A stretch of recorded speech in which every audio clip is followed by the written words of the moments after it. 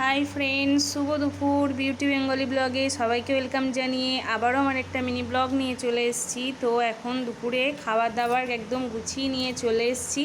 তো দেখো আজকে দুপুরের কি মেনু হয়েছে। তো মা কালকে এসছে আর আজকে সমস্ত রান্না মাই করেছে, মায়ের হাতে রান্না। তো দেখো কি রান্না করেছে। প্রথমেই ভাত, তারপরে একটু লেবু নিয়েছি। এখানে আছে উচ্ছে আলু ভাতে, এখানে আছে পটল আলু ভাজা, এখানে আছে ঘি করলা ভাজা, এখানে আছে মসুরির ডাল আর মাছের সর্ষে পোস্ত দিয়ে ঝাল। তো এটাই আজকে দুপুরের মেনু করেছে মায়ের হাতে রান্না।